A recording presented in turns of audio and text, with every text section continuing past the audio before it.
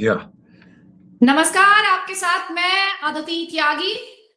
Mother of all deals की बात हो रही है आज, और होगी भी क्यों नहीं, क्योंकि हम एक ऐसे ब्लॉक की बात कर रहे हैं यूरोपियन यूनियन की, जिसमें 27 कंट्रीज की बात की जाती है। ग्लोबल इकोनॉमी के 25% शेयर की बात हो रही है, यानी एक चौथाई शेयर की बात हो रही है। और साथ ही करीब 2 बिलियन लोगों की बात हो रही है जब हम बात कर रहे हैं भारत और ईयू के बीच ये जो डील हुई है, ये जो संधि हुई है, जिसमें स्ट्रेटेजिक और डिफेंस के हिसाब से भी जो काफी क्रूशियल है। तमाम पहलुओं से को हम समझेंगे। अंबेसडर दीपक वोरा मेरे आपके सबके फेवरेट है। बहुत बहुत स्वागत है सर। नमस्कार, धन्यवाद, आभार सर। बहुत बहुत धन्यवाद कि आपने ये मौका दिया है एक बार फिर आपके शानदार यूट्यूब चैनल में शरीक होने का। Thank you very much. अब शुरू सर करते हैं जब सबसे आप पहले, तैयार हो जाए। जी जी, thank you sir, thank you. मैं आज बहुत एक्साइटेड हूँ क्योंकि आज आपको बारीकी से जिसे समझाना है उसे मदर ऑफ ऑल डील्स कहा जा रहा है, हिस्टोरिक डील कहा जा रहा है। आपने खुद, मुझे याद है, अपने लास्ट इंटरव्यू में मुझसे कहा था शायद 30 सालों का लंबा इंतजार करना पड़ा था। आप मुझे दुरुस्त कर दीजिएगा, ये 30 साल की लंबी एक्सरसाइज थी। तो आप सर सबसे पहले जो मदर ऑफ ऑल डील्स है, इसके बारे में एक आम भारतीय को क्या पता होना चाहिए, वो जानकारी सबसे पहले सर आप दीजिए अपने ओके, एक्सपर्ट। एक तो ये है कि यूरोपियन यूनियन जो है उसके 27 देश उसके सदस्य हैं। और एक चीज ये भी याद रखिए कि ब्रसल्स में जहां इनका हेडक्वार्टर्स है, कोई भी डिसीजन हो वो यूनानिमस होना चाहिए, सब सहमत होने चाहिए। अगर एक भी कह दे कि मैं नहीं सहमत हूं तो वो डिसीजन नहीं लिया जाता। अब ये पहली बार है कि यूरोपियन काउंसिल जो है उसके प्रेसिडेंट श्री एंटोनियो कोस्टा, जो बाय द वे गोवा के निवासी होते थे, उनके ग्रैंडफादर, तो उनका बहुत तगड़ा संबंध है गोवा के साथ। और फिर यूरोपियन कमीशन की जो प्रेसिडेंट है, उनका नाम मैं कभी प्रोनाउंस नहीं कर पाता, बस उर्सुला वंडर समथिंग, तो मैं उसको उर्सुला वंडरलैंड कहता हूँ। और ये दोनों चीफ गेस्ट थे हमारी रिपब्लिक डे में, 26 जनवरी की। पहली बार था कि हम यूरोपियन यूनियन, इंडिविजुअल कंट्रीज ने, यूनियन को हम एक ऐसा सम्मान दे रहे थे। फिर हमने एक डॉक्यूमेंट साइन किया है। डॉक्यूमेंट में ये लिखा है कि भाई हमने जो बातचीत करनी थी फ्री ट्रेड एग्रीमेंट की, वो खत्म हो चुकी है। अब डील जो है उसको साइन करेंगे। इसमें टाइम लगेगा क्योंकि कई महीने लग सकते हैं। दोनों तरफ के जो एक्सपर्ट्स हैं, जो लॉयर्स हैं, वो पढ़ेंगे, वो देखेंगे, और फिर ये अच्छा है, ये बुरा है, सारी चीजें वो लोग बड़े ध्यान से देखते हैं। उसके बाद फिर वो लोग फैसला करेंगे कि भाई अब हमको क्या करना है। तो ये पहली चीज है। अब इसमें एक सवाल ये उठता है कि इस टाइम पे क्यों हुई है? क्या ये डोनाल्ड ट्रंप जैसे लोग कह रहे हैं, उसने दोनों को धमकाया है, हमको भी और यूरोपियन यूनियन को भी। तो हमें कहते हैं लोग कि क्या ये डोनाल्ड ट्रंप पीड़ित संगठन बन रहा है जिनको वो तंग कर रहे हैं? ये कहना बड़ा अच्छा लगता है, लेकिन मेरा नहीं मानना है कि हम कभी भी रिएक्टिव डिसीजंस नहीं लेते, हम प्रोएक्टिव डिसीजन। हम तो चाणक्य की संतान है, सोच समझ के हम बातचीत करते हैं। हाँ, हो सकता है कि डोनाल्ड ट्रंप, जो भी उसका नाम है, उसके बारे में लोग कहते हैं कि यूरोप उसको अपना दुश्मन मानता है, तो ठीक है। यूरोप अगर उसको अपना दुश्मन मानता है, ये जरूरी नहीं है कि मैं भी उसको अपना दुश्मन मानूंगा। तो हम लोग बड़ी मैच्योरिटी के साथ डील करते हैं इन मामलों में। अब इतने दिनों तक ये जो बात चल रही थी, अब मैं आपको बताता हूं कि ऐसा क्यों हुआ है। मेरा ख्याल 22-23 साल हो गए हैं। हमने यूरोपियन यूनियन के साथ एक स्ट्रेटेजिक पार्टनरशिप अग्रीमेंट किया था। तो हर साल एक एनुअल समिट होता है, और इसको बड़े ध्यान से सुनिएगा। मैं भी गया था एक बार। ये यूरोपियन यूनियन का सिस्टम ये है कि 6 महीने के लिए एक ना एक देश यूरोपियन यूनियन का अध्यक्ष बन जाता है, प्रेसिडेंट। हर 6 महीने में रोटेट होता है। और फिर वो काफी, जो प्रेसिडेंट होता है उसका काफी अहम भूमिका होती है कि क्या पॉलिसीज हो, ये है वो है, एटसेट्रा। जब हम गए थे उस मीटिंग में, मेरा ख्याल पोर्चुगल के साथ था, तो उनका जो सबसे जूनियर डिप्लोमेट था वो हमारे मंत्री से मिलने आता है। 10 मिनट में सब खत्म हो जाता है। ये हेकड़ी थी, ये अक्कड़ थी इन लोगों की। एक गरीब देश, पांचवी दुनिया का, थर्ड वर्ल्ड भी नहीं, फिफ्थ वर्ल्ड भारत आ गया, पता नहीं क्या मुसीबत है, जो दफा करो इनको जल्दी से। ये उनकी एटीट्यूड होती थी। उसके बाद हल्के हल्के मैं देखता गया कि फिर हमारी मिलिट्री ताकत बढ़ी। उसके बाद हमने ये देखा कि हमारी इकोनॉमी बूम करने लगी। अमेरिका भी हमारा मित्र हो गया। बहुत से लोग अब दूसरी नजर से भारत की तरफ देखने लगे। तो फिर यूरोपियन यूनियन को लगा, यार टाइगर, ये क्या बात है?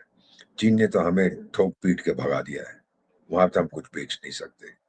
अमेरिका डोनाल्ड ट्रंप का कुछ पता नहीं, कल को बैन ही कर दे ईयू को। रूस के साथ हम वैसे ही पंगा ले बैठे हैं।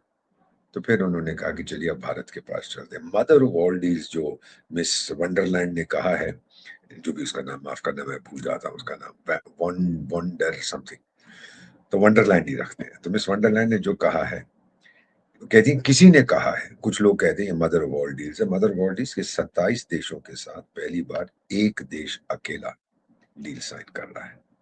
भारत के इतिहास में ये बहुत बड़ी डील है, क्योंकि 27 कंट्रीज उधर हैं, हम एक हैं। तो हम इनसे डील, जब ब्रसल्स में कभी कभी मैं नेगोशिएट करता था, तो मैं अकेला जूनियर डिप्लोमेट, उधर 27 पहलवान बैठे थे। वो बहुत गंदी जगह है, देयर इट वाज, वो सांप का नेस्ट होता है, वहां पे वो बैठते थे, बहुत तंग करते थे वो लोग। अब उनकी जब देखा कि हमारी इकोनॉमिक ताकत कमजोर हो रही है, यूरोप की बहुत कमजोर इकोनॉमिक ताकत है, अनएम्प्लॉयमेंट वहां पे बढ़ रहा है, उनकी करेंसीज जो है यूरोप जहां पर भी है उसकी भी कोई खास अहमियत नहीं रही है, तो अब वो नए मार्केट्स ढूंढ रहे हैं। अब कई देश हैं, जैसे जर्मनी है, स्वीडन है, फ्रांस है, ये सब मोटर गाड़ियां बनाते हैं, कहाँ बेचेंगे? पहली चीज तो आपको ये देखना है, चीन खरीदेगा नहीं।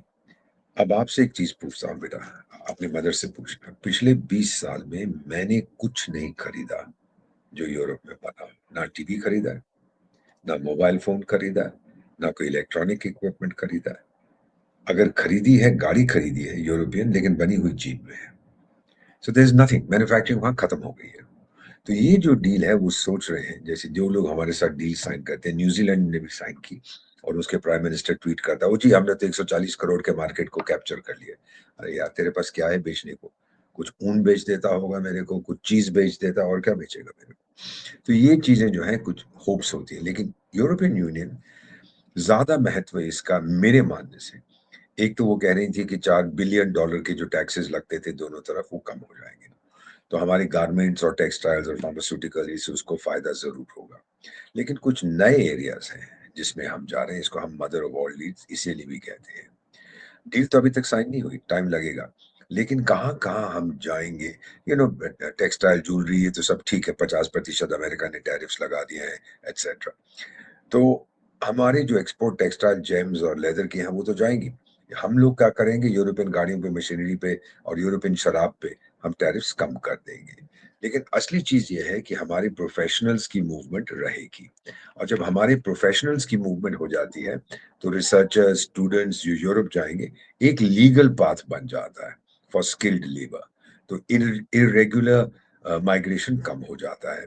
फिर उन्होंने, दोनों ने जब बातचीत की थी बाद में, मीडिया को ब्रीफिंग कर रहे थे, तो दोनों ने कहा कि भाई हमारा एक commitment rules based international order है, स्पेसिफिकली इंडो पैसिफिक, यूक्रेन और मिडिल ईस्ट।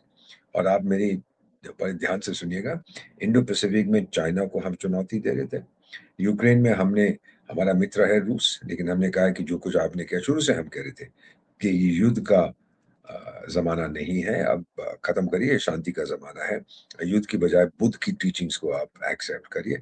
और मिडिल ईस्ट में जो वार्निंग दी गई है, वो खास तौर से हमने अमेरिका की तरफ इशारा किया और चीन की तरफ, कि यहाँ टाइगर पंगा मत लो, उससे कोई फायदा नहीं होगा।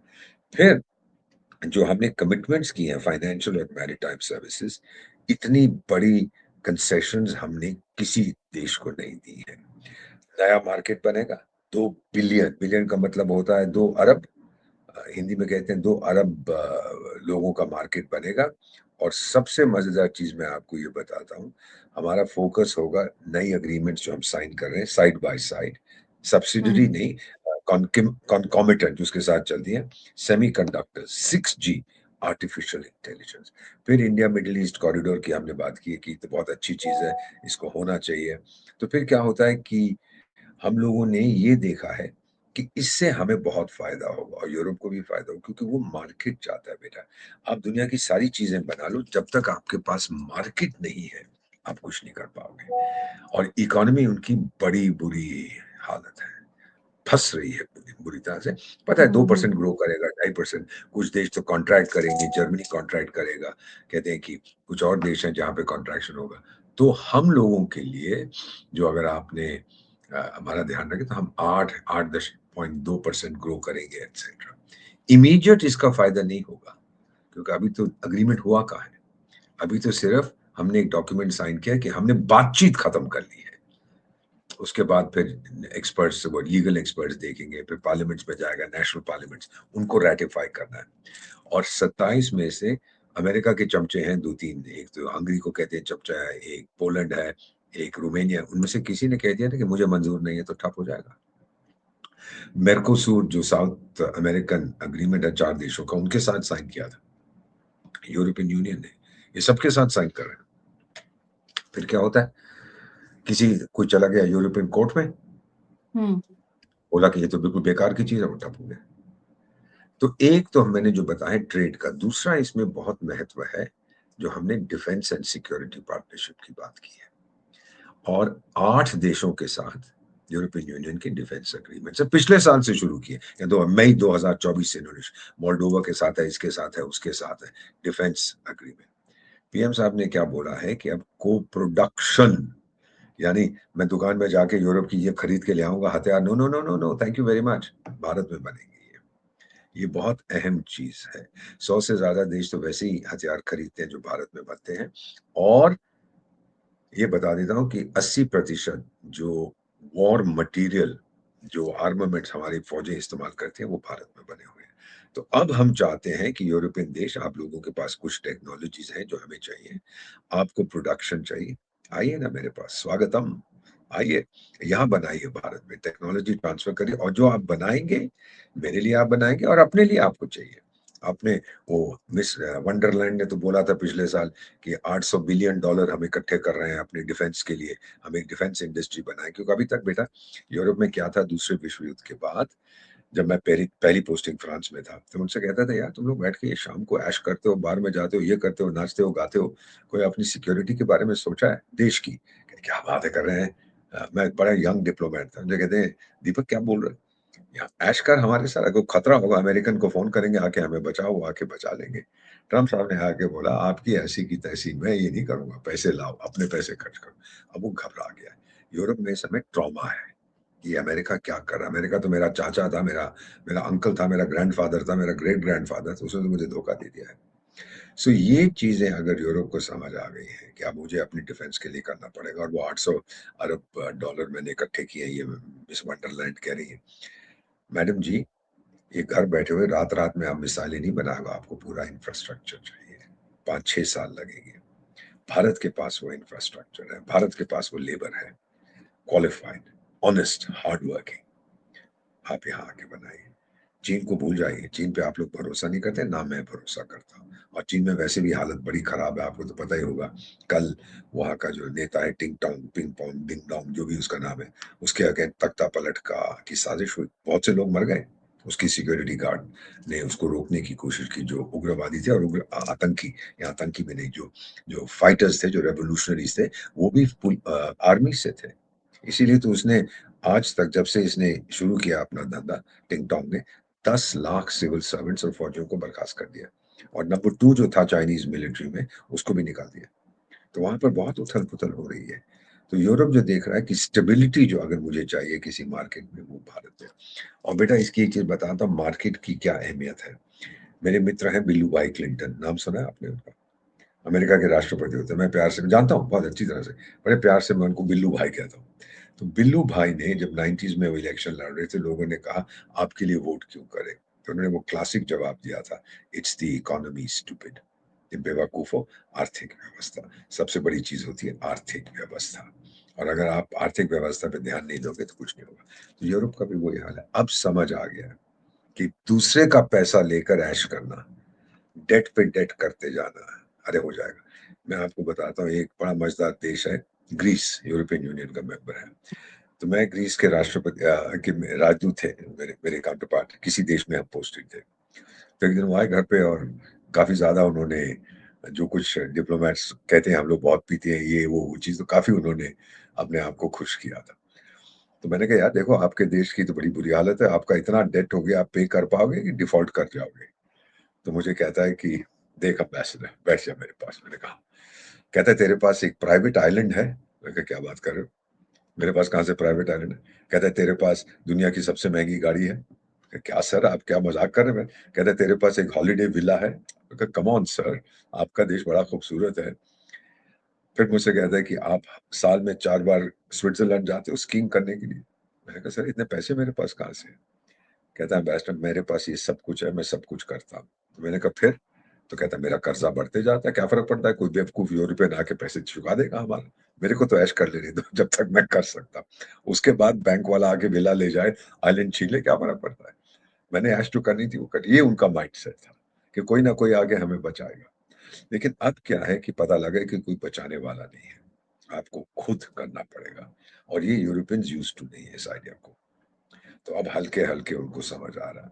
फिर बुढ़ा हो रहा है, 44 इयर्स की मीडियन एज है, हमारी 29 है।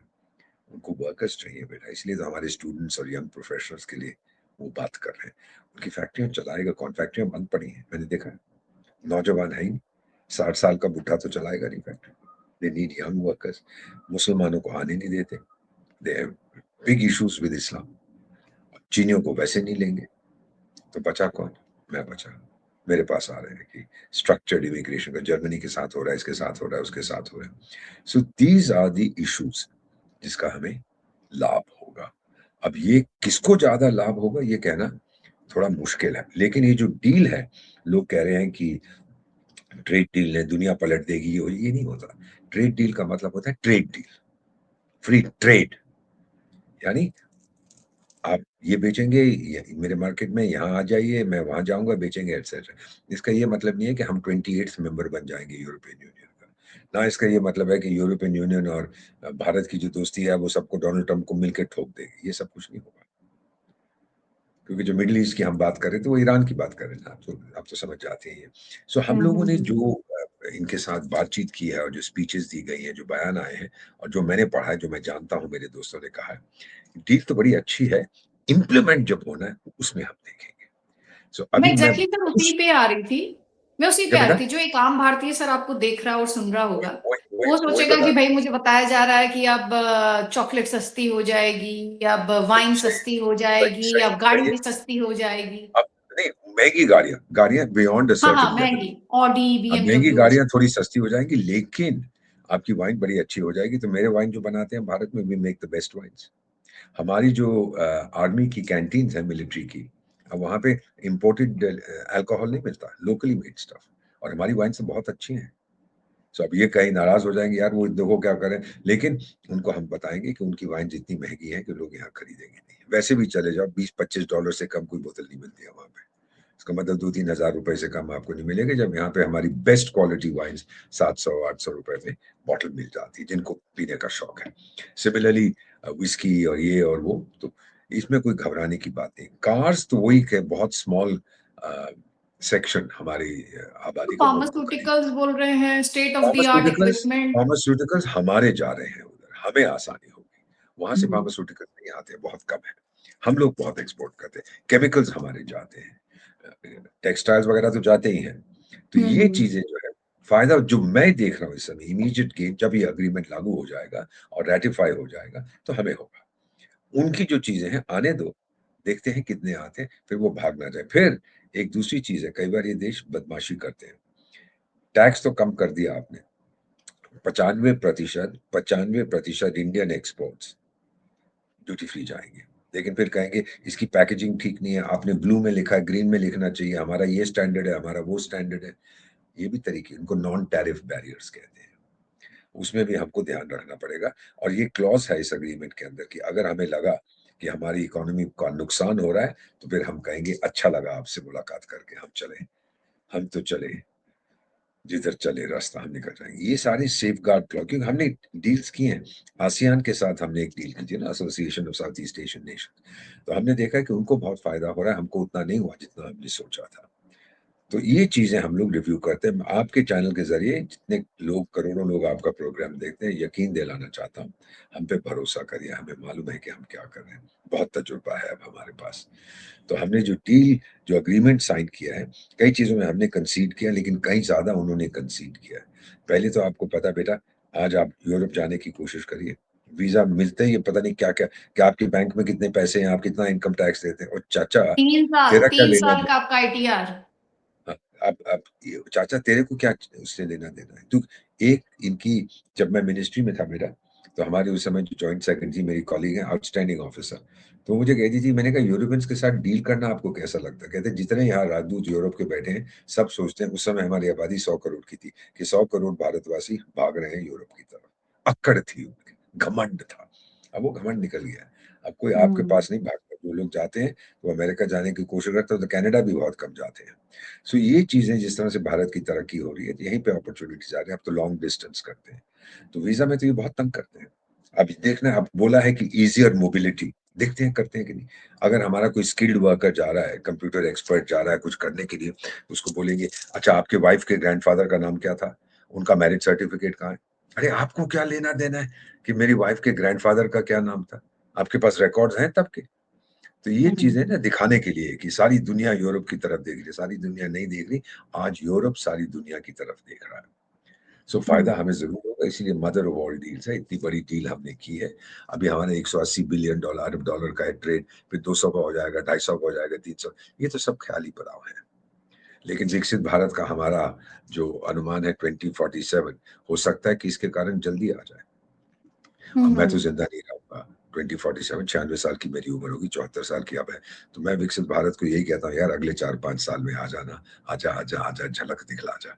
मैं देखो तो सही कि कैसा होता है डेवलप्ड इंडिया, देखना चाहता हूँ बेटा। So these are the issues. एक रियलिटी चेक होना चाहिए, फायदे बहुत होंगे, लेकिन सिंसेरिटी बहुत जरूरी है। दोनों तरफ आप सिंसियरली इंप्लीमेंट करिए। Okay, so traditional items and additional items, और ये मोबिलिटी का बहुत जरूरी है। हमारे स्टूडेंट्स जाएंगे, टीचर्स जाएंगे, प्रोफेशनल जाएंगे, उसमें आप लोग वीजा आसान कर दीजिए। क्योंकि मेरे को एक बात फौजी बताएं बता रहे थे, आपसे जो मैं पूछ रही थी, sorry if I interrupted you, I am sorry about it.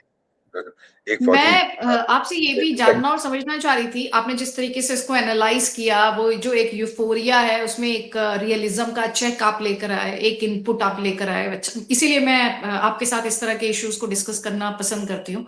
ये मैं आपसे समझना चाहती हूँ कि जिस डील की हम बात करें, क्या यूएस इसे क्लोजली वॉच कर रहा होगा, चाइना इसे क्लोजली वॉच कर रहा होगा, यूएस वहां और पे क्या चाइना खलबली देखेंगे, होगी? और कोई नहीं देखेगा। आपको ये भी बता देता हूँ कि यूरोपियन मीडिया में कोई खास कवरेज नहीं है इसकी। हम लोग बहुत फुदक रहे हैं। वो तो होता हम्म। है ना कि हम लोग बड़े अच्छे हो जाते हैं, ओ ये हो गया भारत की छवि, ये वो। वहां कोई परवाह नहीं। अफ्रीका के एक अखबार ने मेंशन नहीं किया, लैटिन अमेरिका के एक अखबार ने मेंशन नहीं किया, अमेरिका के 1-2 पेपर्स में कुछ इसका मेंशन है, और कुछ नहीं है। न्यूज एजेंसीज ने कवर किया, रॉयटर्स ने, एपी वगैरह ने। तो ये कहने का कि सारी दुनिया की नजरें भारत पर हैं, कहने के लिए हमने देखी है दुनिया की हकीकत, लेकिन दिल के खुश रखने को गालिब ये ख्याल अच्छा है। Nobody is looking at this in passing. अब देखिए मिसाल के तौर पर, अमेरिका में वो मार दिया था ना, आइस वालों ने किसी को मार दिया, वहां प्रदर्शन हो रहे हैं, कहाँ कवरेज हो रही है उसकी? भारत में तो हो रही है, तो हो रही है यार, हर रोज कोई ना कोई सड़क पे उतर आता है, डोनाल्ड ट्रंप को गाली देता करता है, तो करने तो मुझे क्या फर्क पड़ा, मेरा की जानता है। So these are the issues that are to be realistic. और और चीज यूफोरिया आपसे होगा, मुझे समझ। और प्लीज कैरी ऑन यूफोरिया जो सर। है ये सही है, लेकिन इसका बेनिफिट अगले 4-5 साल के बाद आएगा, एकदम से नहीं आता। मोबिलिटी की ये तभी रैटिफाई होगा, फिर पार्लियामेंट्स में जाएगा, फिर ये होगा वो होगा, बड़ी लंबी चौड़ी चीज होगी। साइन तो हो जाएगी 6-8 महीने में, जब लीगल एक्सपर्ट्स उसको कहेंगे बिल्कुल सही है, लेकिन उसके बाद फिर जो नेशनल पार्लियामेंट्स वहां के उसको वेरीफाई कर, उसको रैटिफाई करेंगे, उसमें हम फंस सकते हैं। अब ट्रंप साहब खुश हैं या ना खुश हैं, मेरा मानना है कि अगर ट्रंप साहब के पास होशियार एडवाइजर्स हैं, अभी तक तो होशियार नहीं है, नजर नहीं आते, वो कहेंगे देखो यार, अब जो कुछ आपने भारत को कहना था गाली गलौज, वो खत्म करो, अब जाके डील उनके साथ भी साइन करो। नहीं तो दुनिया का सबसे बड़ा मार्केट, सिंगल कंट्री मार्केट हमारा है, सबसे बड़ी आबादी भारत की है, नहीं तो उस मार्केट से आप हमेशा के लिए बाहर निकल जाओगे, और बाद में उसमें घुसना बड़ा मुश्किल है। So this is the reality. तो आपको वेरी लगता वेल है कि इस क्लियर। समय यूएस और प्रेसिडेंट ट्रंप इस प्रेशर को फील करेंगे? It's is 100%, it a kind of a pressure? 100% कि भाई देखो, भारत तो मेरे से दूर जा रहा है, और कल अगर मैंने चाइना के साथ कुछ कर दिया, भगवान ना करे कि ऐसे गलती मैं करूं, अगर उसके साथ कोई ट्रेड डील होगी, तो अमेरिका तो, ट्रंप साहब तो ट्रंप टावर पे चढ़ के वहां से कूद जाएगा। Course we won't do it. तो आपको पता ही है कि चीन पे कौन भरोसा करता है। उनके अपने माँ-बाप उन पे भरोसा नहीं करते तो और कौन करेगा?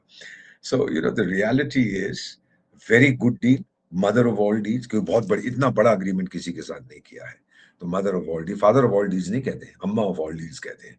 तो ये जो हमने साइन तो कर दिया, बड़ी अच्छी बात है। अब sincerity in implementation, वो हमको देखना है और वो उसके बहुत जल्दी सबूत मिल जाएंगे। अगर 1 साल के बाद भी, अभी तो वो 3 साल का आपसे इनकम टैक्स रिटर्न मांगते हैं, कहेगा 15 साल का लाओ, तो समझ जाएंगे कि ये सिंसियर नहीं है। ये चीजें जो मेरे जैसे आम व्यक्ति के सामने आती हैं, बड़ी-बड़ी बातें तो हमारे ऑफिशियल्स करते हैं, मैं भी करता था। पर रियलिटी क्या है बेटा, वो हमको देखना है और reality on hmm. The ground. तो उसमें ज़रूर फ़ायदा है, ज़रूर हमारे सामान वहाँ जाएगा और बिकेगा, क्योंकि वो चीन से अब नहीं खरीदना, सप्लाई चेन चीन से कम करना हम्म। चाहते हैं। हम्म। तो अगर किसी को इसमें ज़्यादा चोट लगेगी, वो चीन को लगेगी।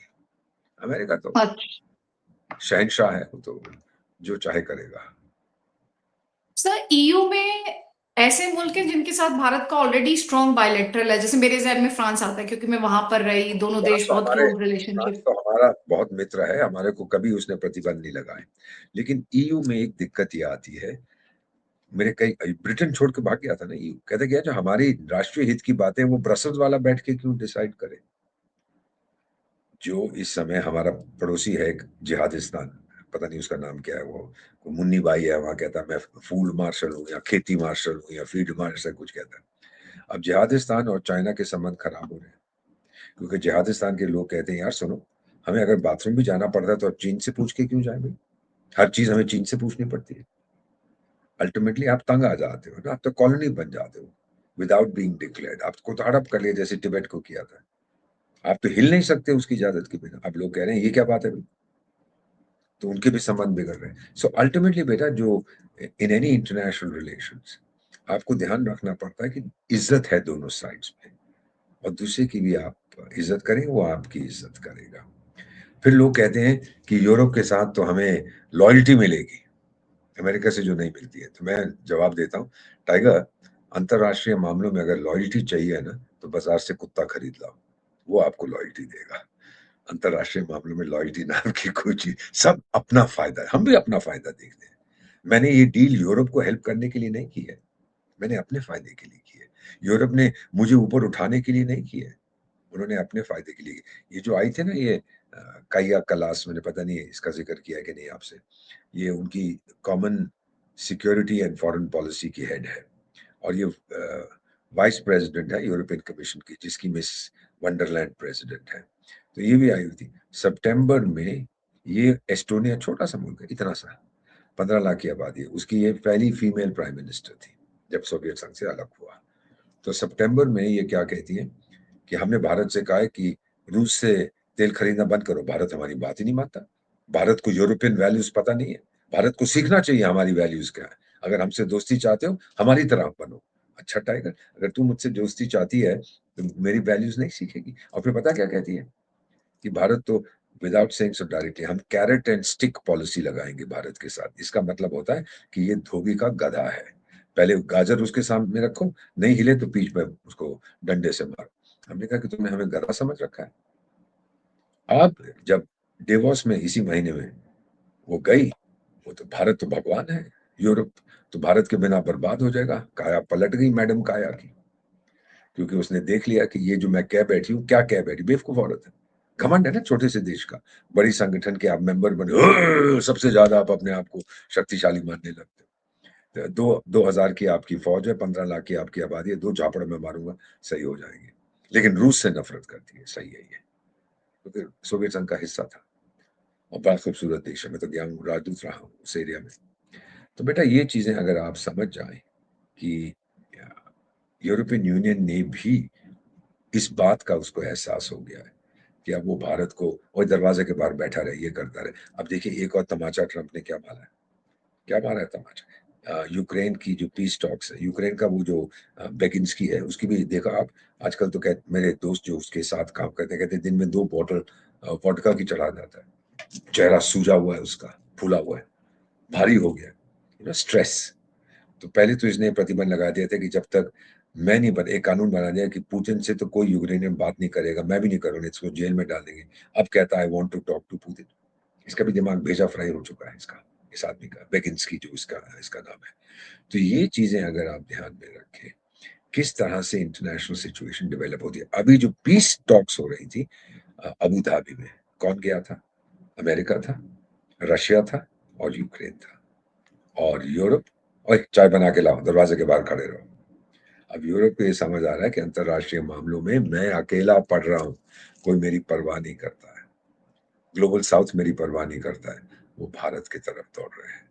क्योंकि भारत, मेरे साथ जो मेरे मित्र थे, भारत ने उनसे क्या कहा है, तेरा ध्यान किधर है, तेरा हीरो इधर है, तो भारत के पास आ, तुझे जो चाहिए हम देंगे at a better price and a better quality. और हम घमंडी नहीं है बेटा, ये सबसे बड़ी ताकत है भारतीय डिप्लोमेसी की। सच बोलेंगे लेकिन घमंड नहीं है हमें, उनमें घमंड बहुत था। अब वो उनकी हिकड़ी खत्म हो गई है। तो संक्षेप में एक्चुअली मैं ये इस पॉइंट को जब आप on a scale of 1 to 10, अगर आप कहें 10 दुनिया की हाँ सबसे बेहतरीन खेल है, 1 सबसे खराब है, मैं इसको 7 नंबर दूंगा। You will mark it at 7 at 7, और अगर इन्होंने सिंसियरली इंप्लीमेंट किया तो फिर मैं 10 नंबर दूंगा। देन यू पोटेंशियल विल बहुत, रेट पोटेंशियल बहुत है, पर अब हमको देखना है कितनी सीरियसली इंप्लीमेंट करते हैं। एक इसका मिलिट्री के जनरल मुझे बता रहे थे कि कनाडा के लिए वीजा अप्लाई किया, रिटायर्ड, तो वो वीजा फॉर्म में लिखा था कहाँ थी आपकी पहली पोस्टिंग, दूसरी कहाँ थी, कितने दुश्मन मारे, कौन से हथियार चलाते थे, कौन से आपके जो जहाँ पे आपका यूनिट पोस्टेड था कौन कौन से हथियार थे। कहते हैं इनका दिमाग खराब है, ये तो मैं अपनी पत्नी को नहीं बताता जो ये गधे मांग रहे हैं। घमंड है ना, घमंड। आप तो देवोस में वो क्या नाम है, कारनी पारनी जो भी है उनका, पहले तो डस्टबिन होता था प्राइम मिनिस्टर, जो आजकल किसी एक्टर या सिंगर औरत के साथ गुलछर्रे उड़ा रहा है। तो ये कारनी साहब बोला हम तो मिडिल पावर है। अच्छा, तेरे से पहले डस्टबिन तो कहता था हम तो सुपर पावर है, तू मिडिल पावर हो गया, तेरे बाद जो आएगा वो स्मॉल पावर बन जाएगा। तो ये भी सही चीजें दुनिया में होती रहती है। But I must say that today I am very happy that we have signed preliminary agreement. Agreement अभी साइन नहीं हुआ है, अब वो कम से कम दरवाजा हमने खोल दिया है। अब दरवाजे के अंदर जाके दोनों तरफ बैठ के फिर बातचीत करेंगे। अब और नेगोशिएशन नहीं होगी, अब सिर्फ साइनिंग होगी। और वो जो डिफेंस डील है sir, what is that? Defence deal में ये है, पीएम साहब ने कहा है कि अब कंबाइंड प्रोडक्शन, ये नहीं है कि भारत जाके देखा क्या रखा हुआ यहाँ, ये जहाज है, ये हथियार है, चलिए दे दे, बेच दे मेरे को, भारत में बना। वो जमाना चला गया बेटा जब भारत सब कुछ इनसे लेता था। तो ये बहुत सिग्निफिकेंट है इनके लिए। 8 देशों के साथ ऑलरेडी है, हम 9वां देश है जिसके साथ इन्होंने डिफेंस एंड सिक्योरिटी एग्रीमेंट किया है। फिर हम लोग जॉइंट पेट्रोलिंग करेंगे, रेड सी में जाएंगे, अरेबियन सी में जाएंगे, इंडो पैसिफिक रीजन में रहेंगे। चीन तो बहुत उसको गुस्सा आएगा इससे। वैसे भी हम जॉइंट एक्सरसाइजेस करते रहे तो शायद पूरी यूरोपियन यूनियन के साथ करेंगे। तो ये जानते हैं हमारी ताकत, हमारी मिलिट्री ताकत। ऑपरेशन सिंदूर के बाद इनको समझ आ गया। और बेटा इसमें एक चीज आपके सारे करोड़ों व्यूअर्स को बताना चाहता हूँ। हर सुबह जब मैं उठता हूँ तो मैं पीएम नरेंद्र मोदी की 3 जो उन्हें भाषण देते 3 वाक्य में याद रखता हूँ। पहला, हर रोज सुनता हमारा सिद्धांत है मारेंगे घर में घुस के, ये बालाकोट के बाद बोले थे। दूसरा, चुन चुन के हिसाब लेना मेरी फितरत है। और तीसरा उन्होंने कहा था 7वें पाताल से भी ढूंढ निकालूंगा अगर आपने भारत को सताया। ये भारत है, यूरोप ये समझ गया है कि ये भारत अब अपने हक की, अपने हित में जो चीजें हैं, पॉलिसीज जिनको लोग स्ट्रेटेजिक ऑटोनॉमी कहते हैं, वो शब्द मुझे नहीं मालूम, हम लोग सॉवरेन ऑटोनॉमी कहते हैं। देख टाइगर, तूने जो कहना था कह दी, तेरी बात सुन ली, करूंगा वही जो मेरे हित में होगा। This is the reality. और ये ट्रेड डील ने ये साबित कर दिया है कि in one phrase India has arrived. तो ऑन दिस पॉजिटिव नोट जो आपने कहा कि इंडिया हैज अराइव्ड, मैं कहूंगी थैंक यू सो मच। इतना बारीकी से एक आम व्यक्ति की भाषा में आप जो किसी भी मुद्दे को, कॉम्प्लिकेटेड डील को भी एक्सप्लेन कर देते हैं। मैं भी तो आम व्यक्ति हूँ, मैं कौन सा खास व्यक्ति हूँ। Anyway, thank you very much बेटा, आपके साथ बहुत अच्छा लगता है। भगवान आपके साथ रहे। Thank you for your sir service to India. Thank you बेटा। Thank you so much sir. आभार। जय हिंद, जय भारत।